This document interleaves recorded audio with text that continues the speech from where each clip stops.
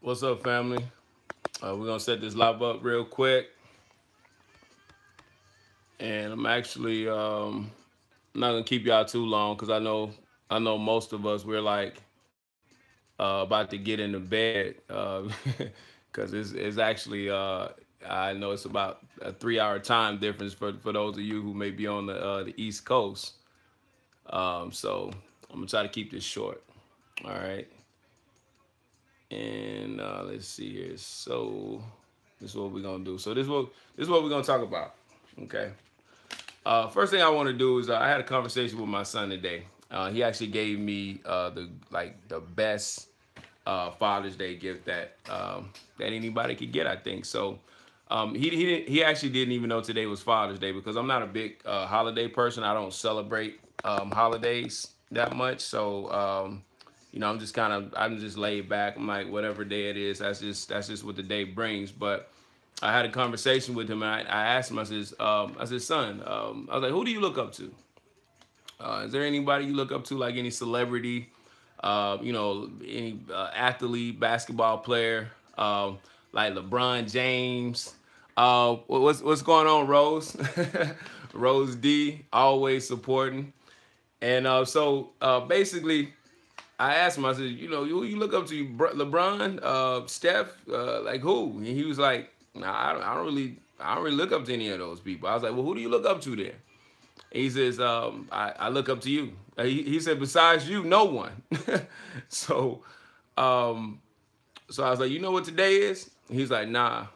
He's like, it's church day. It's Sunday, Dad. It's church day. I was like, so you don't know that it's Father's Day? He's like, nah. He's like, I don't know it's Father's Day. So I was like, it's cool. I wasn't expecting anything from you, but I was like, thanks for that, son. So, and I think the reason why, and again, I'm not saying anything about that is wrong if your children look up to athletes or celebrities.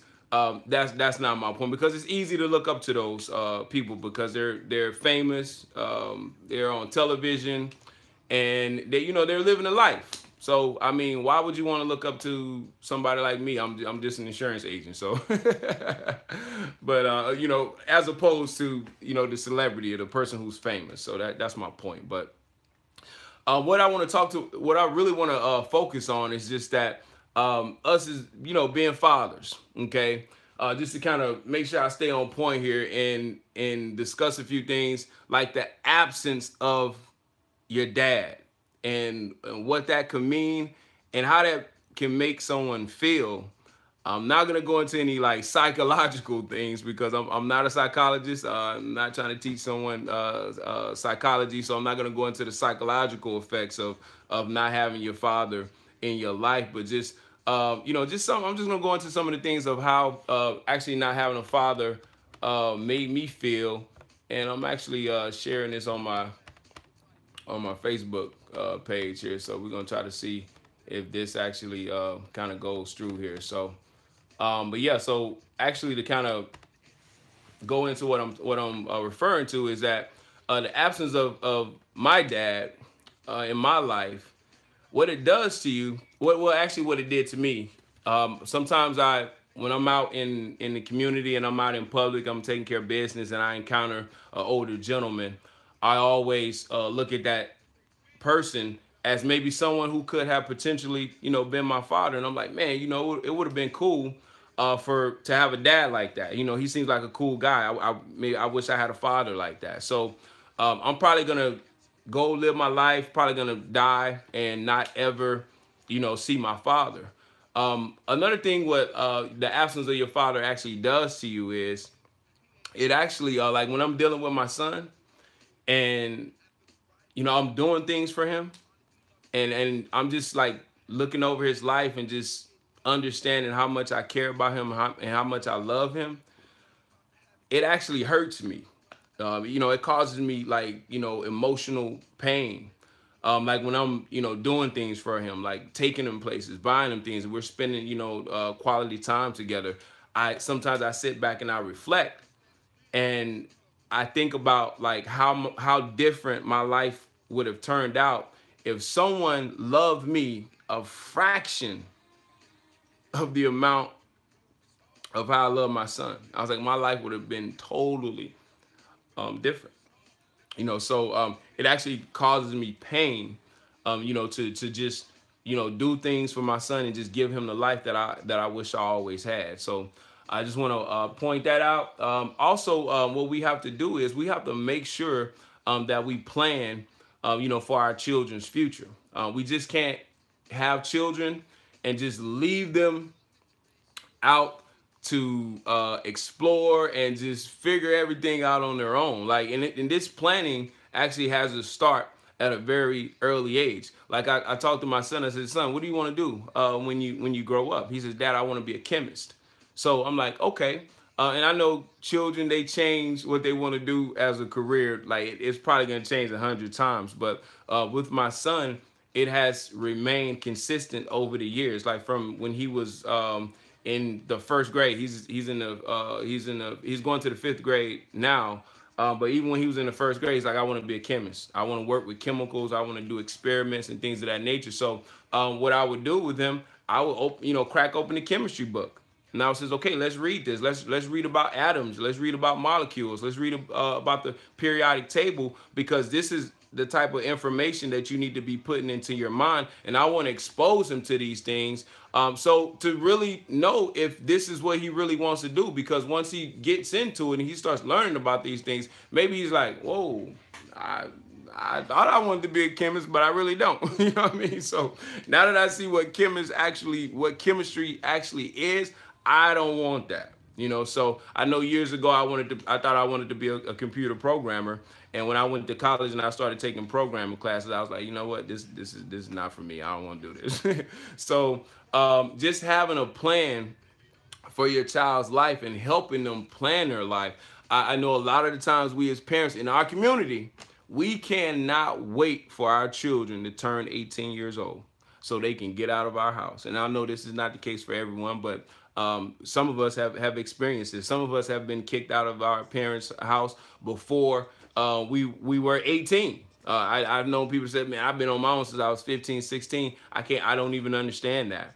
Some of the other groups, and I deal with this daily in my career, where some of the other groups, they're actively involved in planning their children's career, their education, like up into their mid-20s, because this is how it should be. Like, there's no way I'm gonna let my son be on his own at 18. That he doesn't even understand enough about the world. He doesn't understand enough about society. He just doesn't. Even with me guiding him, I just wouldn't want him to be on his own at 18. He's just not ready. The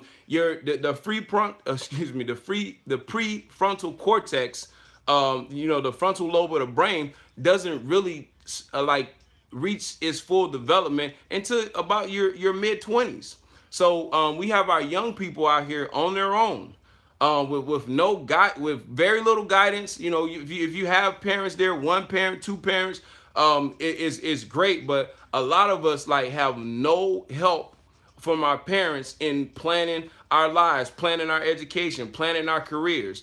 I even have people, young children, who don't even want to be in their parents' house past the age of 18. And that just comes with a lack of understanding. Like, what you should be doing is, when you're young, hey, how's it going, IQ? Okay. Opez.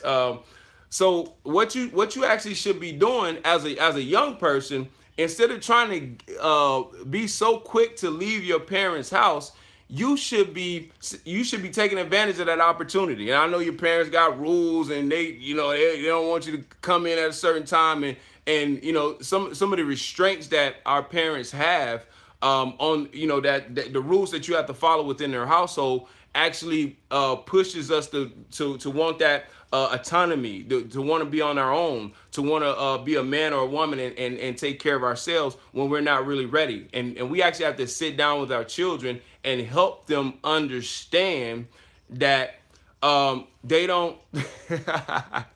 That's funny. Okay. That's actually that's actually my son on his YouTube account. Hey man, stop playing, dude. All right, so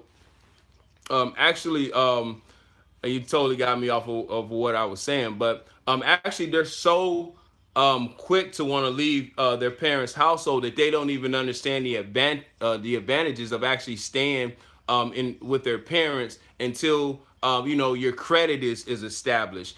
You have a savings account. What I know, a lot of our misguided young people, what they do is they're staying with their parents and they go out and buy the most expensive car that they can afford. So now they're working to and they only have enough money to pay their car note and their insurance, and that's it. And they're broke. They don't have any money outside of that. And the reason why is because we haven't trained them to look at things a little bit differently. You don't have to have the fanciest car. Why would you go purchase a car with a high interest rate? You're young. Your insurance is gonna be, man, dude, I'm live, man. Okay. Your insurance is going to be high. So not only do you have this high interest rate, not only do you have this huge car payment that you're paying for what, 5-6 years, that you're going to be locked into this this expensive high auto loan. But these are the things with proper teaching and with proper guidance our children can avoid. And so, get your credit together. Follow your parents' rules if you have to, because if you're not following your parents' rules, you're going to have to follow rules somewhere else. So teaching our children about home ownership, like you could live with your parents, save money, be responsible with your spending. And by the time you leave your parents' house, you'll be ready to purchase your own home. But again, this all goes back to education, and it all goes back to teaching. Okay, so we have to be actively involved in helping plan our children's future. I remember when I was like 22, and I wanted to. My aunt had a 3-bedroom house. Okay, and I asked her. I said, "Can I live with you for just maybe a year?" I asked for a year. Okay, to say, because I had my own apartment at that time.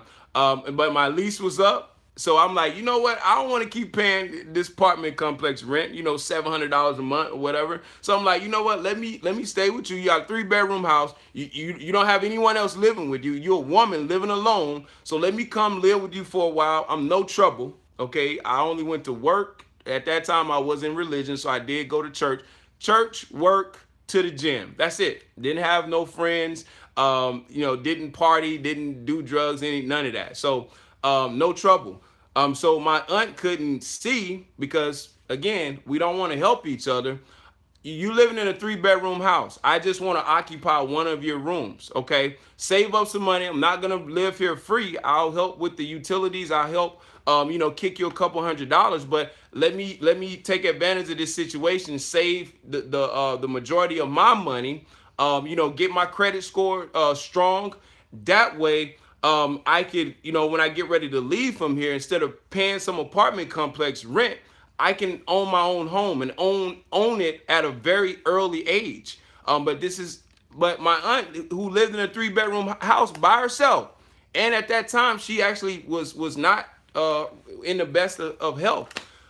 So it was an advantage for me to even live with her. I was going to help her with the household chores, be there with her for security in case something happened. But she just wanted her house, her home all to herself.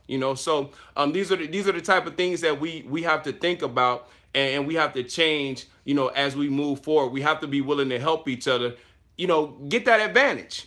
Because a lot of these other groups, they have the advantage. They put their children in an advantageous situation, circumstances to where they're going to be successful. No, unless they just totally ruin what it is whatever foundation you have helped them create. But if you've taught them responsibility and you've taught them how to be responsible, then they can go forth and take advantage of these things. So we shouldn't be pushing our children out of the house at 18, at 19 years old, when they don't even have the judgment, to be able to be on their own. They don't have the judgment. They don't have the money. They don't have anything at that point. So why would we be pushing our children out? So again, we have to be instrumental in helping our children, build for the future. Another thing about just being a father is just being responsible. Okay. I know growing up I didn't have a father. I know how that made me feel. So I made it up very early in my mind that I was not going to have a child. First of all, I would never leave my child. Okay. I don't care what the circumstances were. I was going to fight for mine. You know what I mean? So, but I also made the decision with that decision. I also made myself be responsible. Okay. You dating and you're not taking the proper precautions when things happen. Okay. You got to think about the outcome. You got to think about the consequences. I know some of us as males, we see and it's, females can do it too. We see an attractive woman and we're like, man, I need her in my life. I want her in my life. And we'll actually get her pregnant to try to trap her. You know what I mean? So, and that's totally wrong. I don't care. You can find the most beautiful woman on this earth, okay?